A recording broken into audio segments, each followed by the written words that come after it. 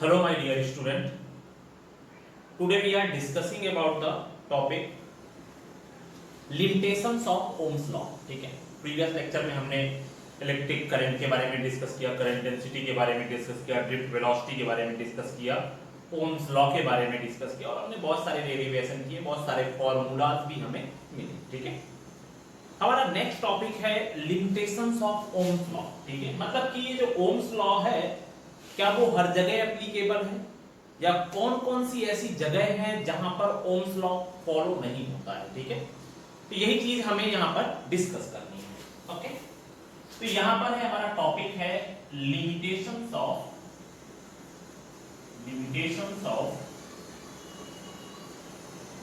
Ohm's law.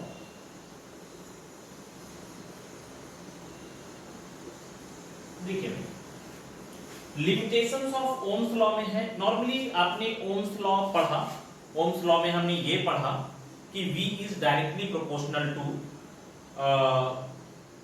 Current और I means electric potential is directly proportional to electric current in under certain physical condition. भाई V proportional to I का मतलब क्या हुआ? V proportional to I का मतलब ये हुआ कि if you will increase the value of current then you will get same type of increment in the electrostatic potential। ठीक है, जैसे कि अगर मैं यहां पर देखूं तो आपने ओम्स लॉ में क्या पढ़ा, this is V and this is I। तो अगर मैं V और I के बीच में ग्राफ ड्रॉ करता था then we are getting a linear graph। ठीक है, why we are getting a linear graph? Because if you will increase in V, if you will increase in I, then you will get same type of increment in V। ठीक है, मतलब यहाँ पर जैसे कि अगर if you will draw a graph table for V and I, then you can say that I, V and R is equal to V by I। Okay, तो यहाँ पर मतलब मैं ऐसा कहूँ कि भाई जब मैंने 1 एम्पियर करंट ली देन हमें कितना मिला, यहाँ पे 5 वोल्ट वोल्टेज मिला, 2 ली then you will get 10, 3 Lee then you will get 50 and the value of R 5 by 1 that is 5, 10 by 2 that is 5, 15 by 3 that is also 5। ठीक है, इसका मतलब क्या है? the value of R is always constant और अगर R की value constant होगी और यही वो लाइन है जो R को रिप्रेजेंट कर रही है that is always same। तो यहाँ पर अगर मैं देखूं तो जब मैंने करंट में सभी में 1 के चेंजेस किए हैं तो सभी जगह पे वोल्टेज पे हमें कितने चेंजेस मिले हैं? 5 के चेंजेस मिले हैं। मतलब ये क्या हो गया? ओम्स लॉ हो गया। और जो डिवाइसेस ओम्स लॉ को फॉलो करती हैं उनको हम लोग क्या बोलते हैं? That devices are known as ohmic devices.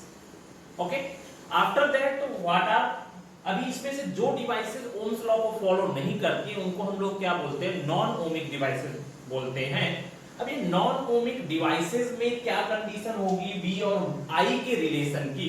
इसका मतलब मैं ऐसा कह सकता हूं बहुत सारे ऐसे केसेस होंगे जहां पर V और I के बीच का ग्राफ हमें लीनियर नहीं मिलता है, मींस सेम ऐसा ग्राफ नहीं मिलता है, तो वो कंडीशन हमारी क्या कहलाएगी? वो कंडीशन हमारी नॉन ओमिक डिवाइसेस की कंडीशन कहलाएगी and that are the limitations of Ohm's law. ठीक है, चलिए देखते हैं क्या क्या लिमिटेशंस हैं ओम्स लॉ की।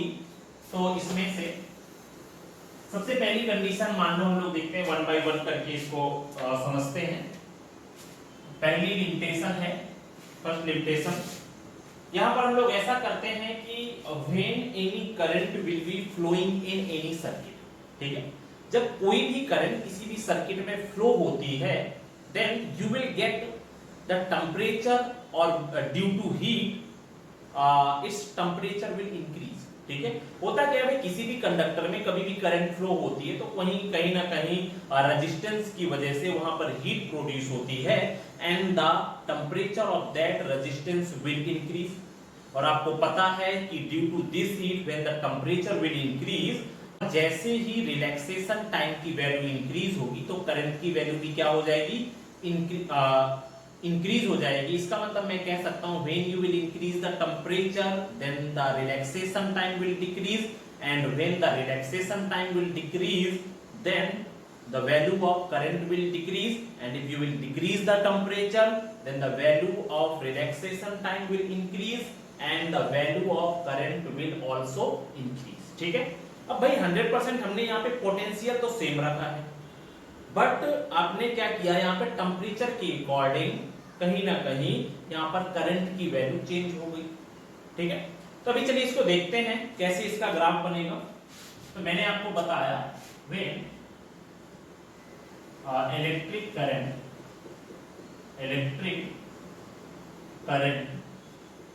is flowing in conductor through conductor, then due to heat temperature of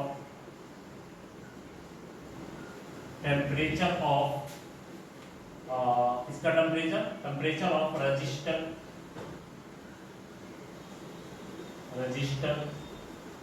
will increase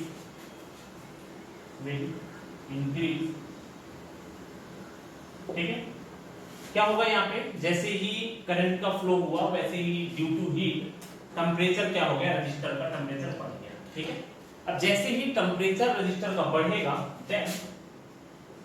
then its relaxation time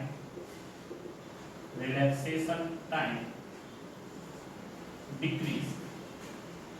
ठीक है, जब रिलैक्सेशन टाइम कम हो जाएगा, और आपको पता है करंट और relaxation time is directly proportional to each other, तो यहां पर क्या हो जाएगा, then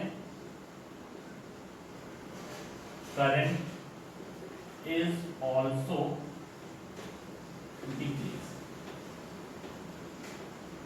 decrease, so the graph between B and I became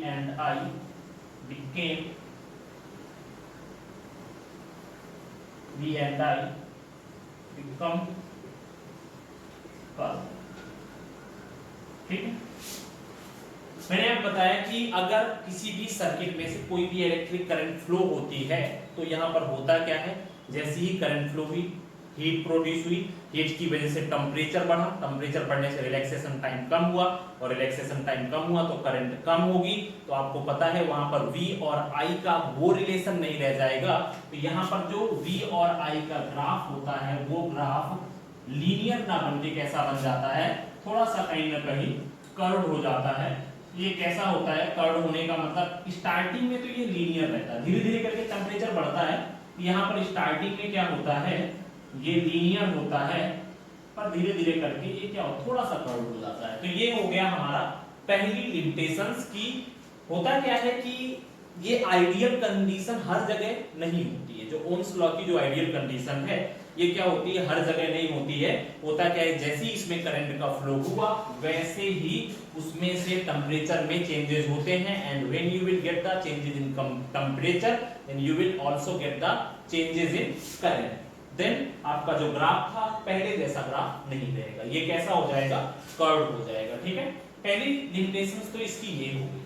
second limitations देखें अगर हम लोग, तो सेकंड में आपका ये है कि if you will think about some electronic devices. ठीक है, अब ये आगे जाकर के सेमीकंडक्टर डिवाइसेस आपका चैप्टर आएगा, उसमें हम लोग ये देखेंगे कि अगर आप यहाँ पर सेमीकंडक्टर डिवाइसेस के बारे में बात करो तो होता क्या है, सेमीकंडक्टर डिवाइसेस में जैसे कि पीएन जंक्शन डायोड होता है, तो वहां पर आपका किया क्या जाता है, if you will change the polarity of the voltage then you will get maximum changes in current. ठीक है, हम लोग जब पीएन जंक्शन डायोड के बारे में डिस्क्राइब करेंगे तो होता क्या है वहां पे कि अगर आप वोल्टेज को पॉजिटिव की जगह पे निगेटिव वोल्टेज ले लो, मींस आपने टोटली पोलैरिटी चेंज कर दी वोल्टेज की, या बैटरी की पोलैरिटी चेंज कर दी, तो होता क्या है वहां पर करंट की जो वैल्यू होती है, when you will take positive voltage then its current will be in milli ampere, and when you will take negative voltage then its current will be in micro ampere. ठीक है, तो यहां पर हम लोग आगे देखेंगे जब हम लोग semiconductor device, but this is the limitations of the Ohm's law, ठीक है। होता क्या है, आपने लिटिल बिट चेंजेस किए, means you are changing only the polarity of the battery but you are getting maximum changes in current, तो यहां पर भी आपका ओम्स लॉ फॉलो नहीं होगा, ठीक है। तो इसको भी लिख लेते हैं। तो इन सम electronic devices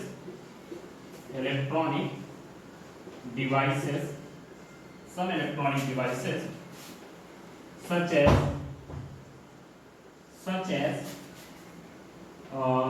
इसमें से हो जाएगा such as PN junction diode,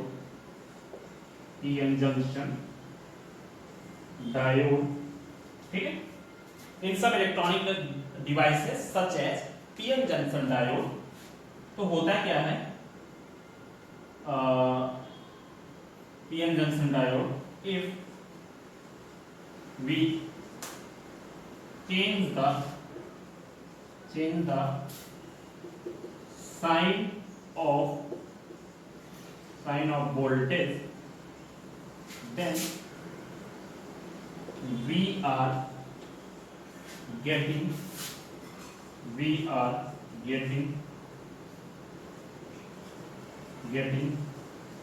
maximum changes in current, ठीक है। ये हमारा पहले वाले का फिगर हुआ।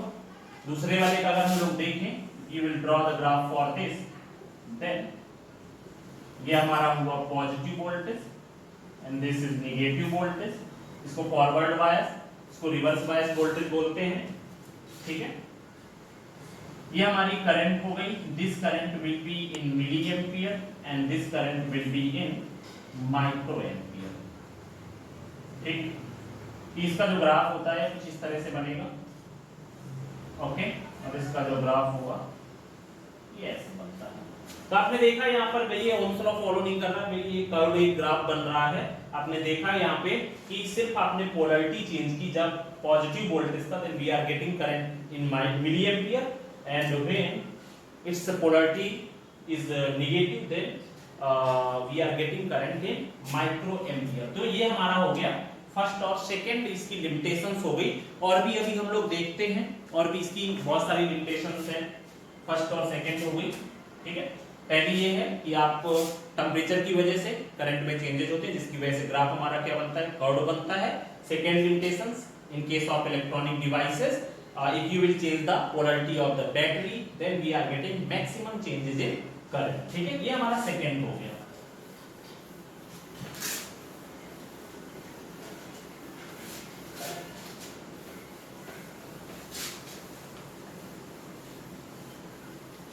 अभी देखते हैं थर्ड नंबर है। थर्ड नंबर देखिए यहाँ पर होता क्या है, थर्ड नंबर में अगर हम लोग देखें, कुछ ऐसी भी डिवाइसेस होती हैं जिनमें सेम वोल्टेज पे we are getting different type of currents, ठीक है। मतलब यहाँ पर वोल्टेज फिक्स है but we are getting different current in same values of voltage. और हमारे पास कुछ ऐसी भी डिवाइसेस हैं जहां पर हम लोग सेम करंट में डिफरेंट वोल्टेजेस फाइंड करते हैं। तो इसका मतलब दोनों कंडीशन में ही ओम्स लॉ को वो फॉलो नहीं करेगा, ठीक है। तो ये हमारा हो जाएगा। तो इसमें देखते हैं थर्ड पॉइंट है, in some devices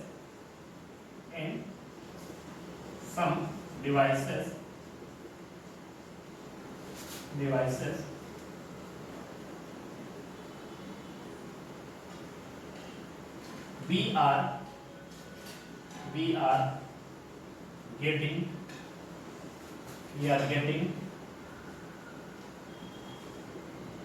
different current in same voltage, वो डिवाइस है सच है, वो डिवाइस कौन सी है, इसको बोलते हैं हम लोग थायरिस्टर। ये सब चीजें वैसे हमारे सिलेबस में ये नहीं है, ठीक है, पर ये जो टॉपिक है ये सेमीकंडक्टर डिवाइसेस का टॉपिक है। इसमें से क्या होता है, अभी तक हमारे पास जो हमने डिवाइसेस पढ़ी थी, ये जैसे एनपीएन जंक्शन था, पीएनपी जंक्शन, ये हम लोग आगे पढ़ेंगे सेमीकंडक्टर डिवाइसेस में। थायरिस्टर एक ऐसी डिवाइस होती है जहां पर P and N type of semiconductor की आपकी जो है ना 4 लेयर्स होती है, उस डिवाइस को हम लोग क्या बोलते हैं, थायरिस्टर बोलते हैं। थायरिस्टर एक ऐसी डिवाइस होती है जिसमें से पी और एन की जो लेयर्स होती हैं वो 4 लेयर्स होती हैं, और इसमें होता क्या है कि we are getting different type of currents in same voltage. देखते हैं इसका ग्राफ कैसे बनेगा।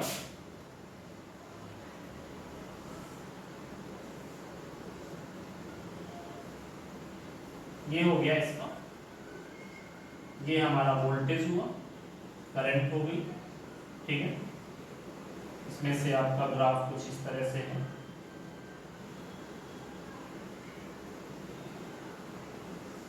ठीक है।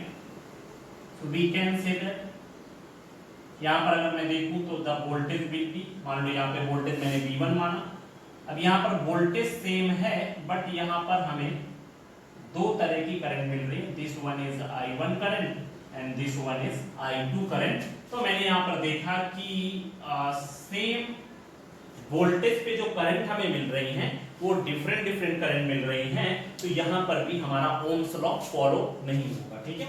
अभी अगर मैं 4th नंबर देखूं तो यही सेम चीज, in some devices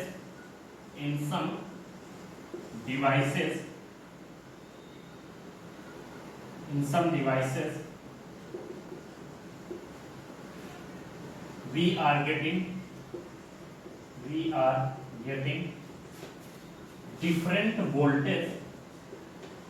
different voltage in same current,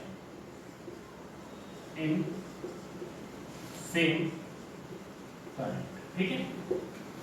देखिए भाई इसमें कैसा है, और इसमें से एग्जांपल हो गया सच एज गैलियम आर्सेनाइड, ठीक है। ये भी आपके एक सेमीकंडक्टर डिवाइस है, ठीक है।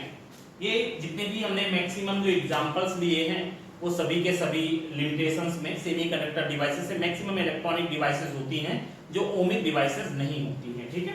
तो यहाँ पर हमारे पास क्या हो जाएगा, इसका भी ग्राफ देख लेते हैं। इसका अगर हम लोग ग्राफ देखें तो ये कुछ इस तरह से होता है, we can say that this is for V and this is for I। इसमें से ये कुछ इस तरह से ग्राफ रहेगा, ठीक है। अगर मैं यहाँ पर देखूं, this is current will B, मान लो यहाँ पे मैंने I1 करंट ले लिया, voltage will be V1 and another voltage will be V2, ठीक है। तो ये हमारी हो गई लिमिटेशंस ऑफ ओम्स लॉ। मतलब पहले में बताया according to temperature current will change because the relaxation time will be also change. तो इसमें भी V और I का जो ग्राफ रहेगा वो लीनियर नहीं रहेगा, कर्व्ड ग्राफ हो जाएगा।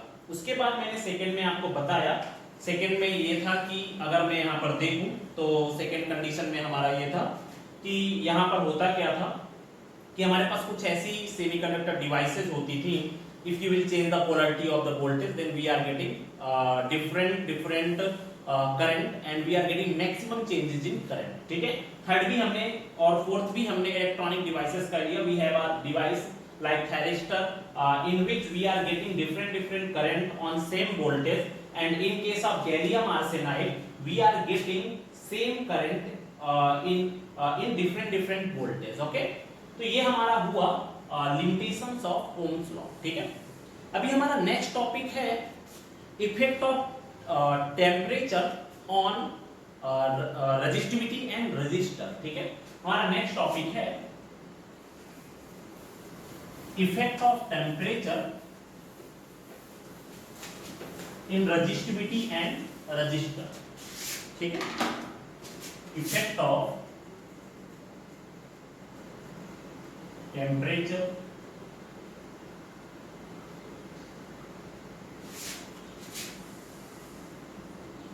on resistivity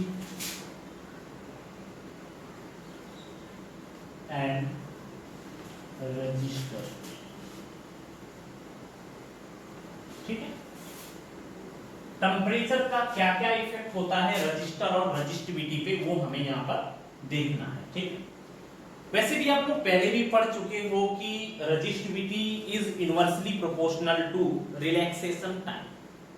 if you will increase the temperature, then relaxation time will decrease, and when relaxation time will decrease, then its resistivity will increase. ठीक है, लेकिन ये जो केस है ना वो कंडक्टर के केस में है. ठीक है, होता क्या है, if you will think about conductor, then if you will increase the temperature, जैसे ही आप टेम्परेचर बढ़ाओगे then relaxation time उसका कम होगा, और अगर उसका relaxation time कम हुआ तो 100% उसका resistivity क्या होगा, बढ़ेगा.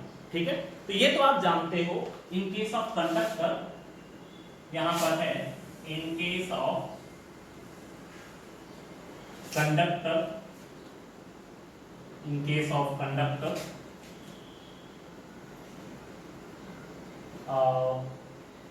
when temperature increase, when temperature increase, then जब टेम्परेचर बढ़ेगा then its resistivity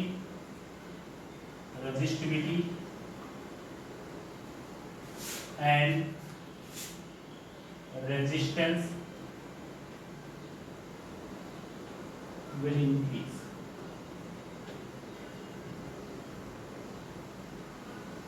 ठीक है, टेम्परेचर बढ़ा तो रिलैक्सेशन टाइम कम हुआ, and you know that resistivity and resistance is inversely proportional to relaxation time. तो रिलैक्सेशन टाइम घटेगा तो रेजिस्टेंस और रेजिस्टिविटी क्या होंगे, बढ़ेंगे. ठीक है, लेकिन ये जो केस है वो सिर्फ किसका केस है, ये केस है कंडक्टर का. ठीक है, अभी अगर हम लोग यहां पर देखें तो इसके लिए फॉर्मूला क्या बनेगा,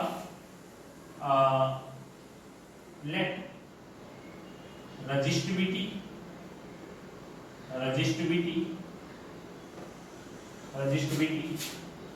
रो नॉट एट 0 डिग्री सेल्सियस, या हम लोग इसको मान लेते हैं टी नॉट मान लेते हैं. ठीक, टी नॉट ले लिया, rho naught at T naught degree Celsius temperature.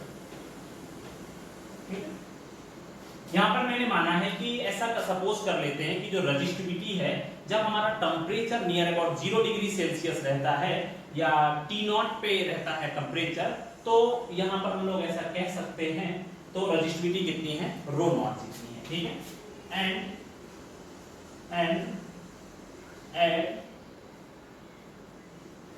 T degree Celsius temperature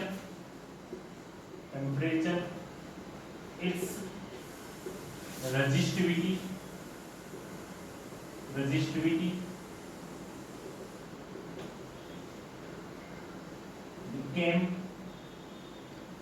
become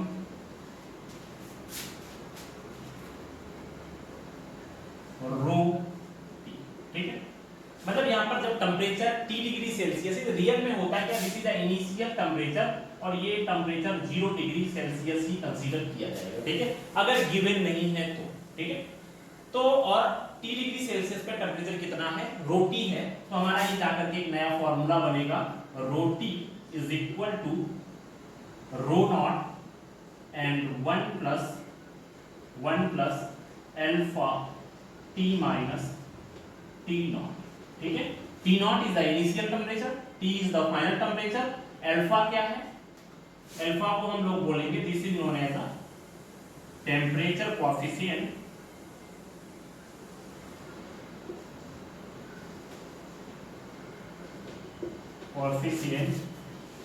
of resistivity. ठीक है, अभी अगर हम लोग देखें तो ये हमारा रेजिस्टिविटी का केस हो गया. Same for resistance. नाउ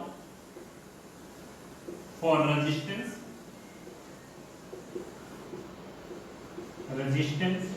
वही सब चीजें रहेंगी भाई जहां पर, तो यहां पर हो जाएगा RT is equal to R naught 1 plus alpha T minus T naught. ठीक है, बहुत सारी जगह पे ये टी नॉट नहीं दिया गया, डायरेक्टली फॉर्मूला क्या दे दिया गया, RT is equal to R naught 1 plus alpha T, because they are taking initial temperature 0 degree Celsius.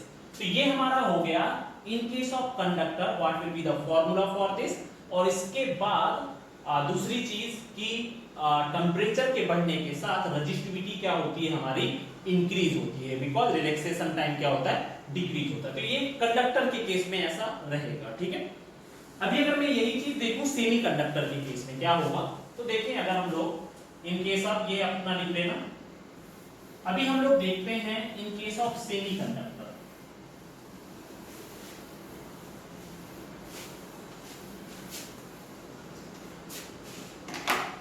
In case of semiconductor, in case of semiconductor, देखो भाई सेमीकंडक्टर के केस में क्या होता है, it will increase the temperature. तो हमें पता है कि टेम्परेचर के इंक्रीज करने के साथ यहां पर रिलैक्सेशन टाइम डिक्रीज होगा, ठीक है।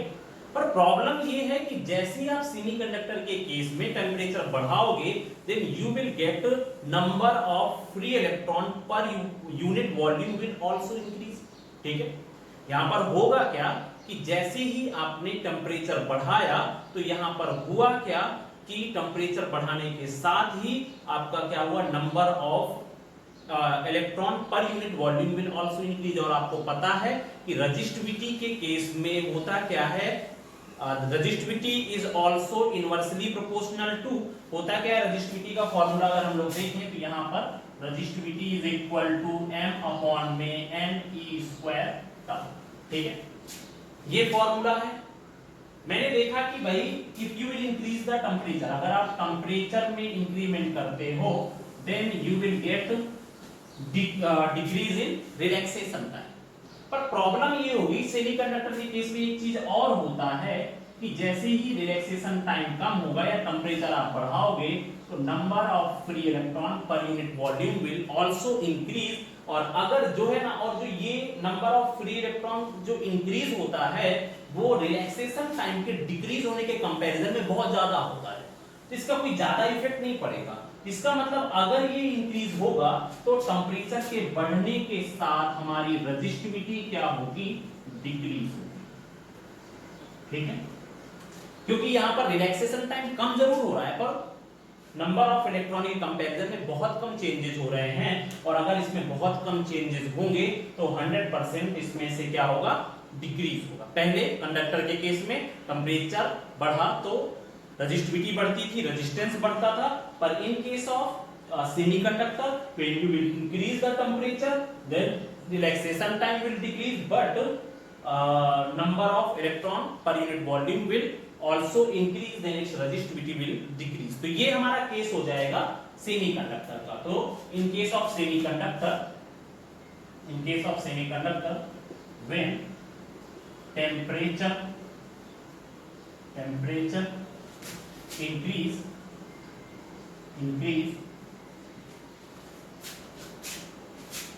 then number of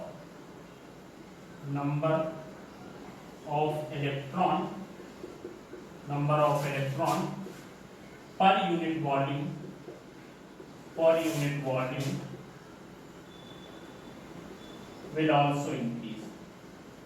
will also increase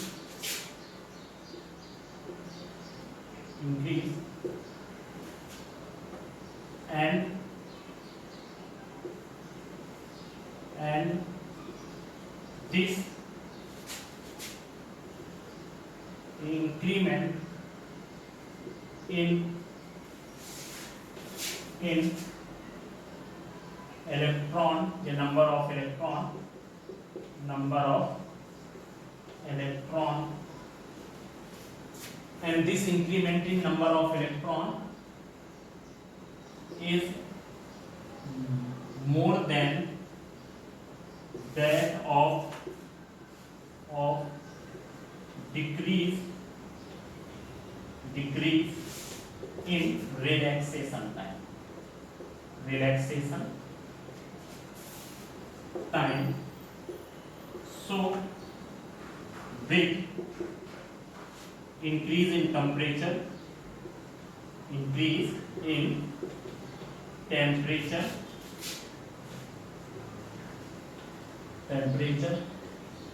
resistivity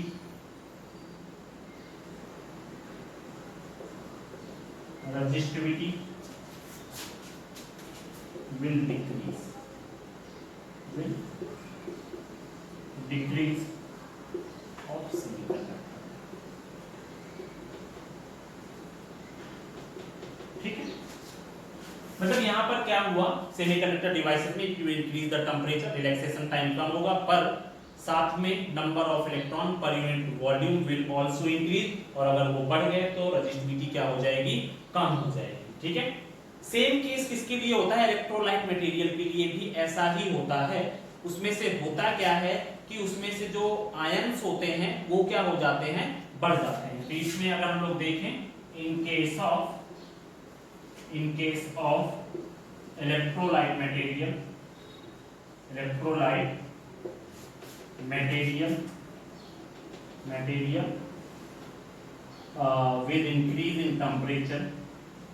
with increase in temperature, the value of resistivity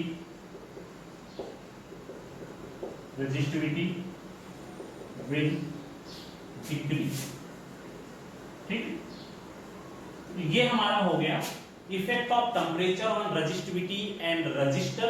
उसमें से जो फॉर्मूला मैंने फाइंड किया वो फॉर्मूला काफी इंपॉर्टेंट है, उससे न्यूमेरिकल्स भी बनते हैं, आपके एनसीईआरटी बुक में भी कई सारे न्यूमेरिकल हैं। ठीक है, तो ये अपना याद रखना, इसमें से भी क्वेश्चन 1 मार्क्स का बन सकता है। ठीक है, कि what will be the effect of temperature on semiconductor, what will be the effect of temperature in electrolyte material, and what will be the effect of temperature in case of conductor. ठीक है, conductor के case में temperature बढ़ने के साथ resistivity भी बढ़ती है, सेमीकंडक्टर और इलेक्ट्रोलाइट मटेरियल केस में टेम्परेचर बढ़ने के साथ नंबर ऑफ इलेक्ट्रॉन बढ़ जाते हैं, जिससे कि यहां पर रेजिस्टिविटी क्या होती है, कम हो जाती है। ठीक है, ये हुआ हमारा आज का टॉपिक।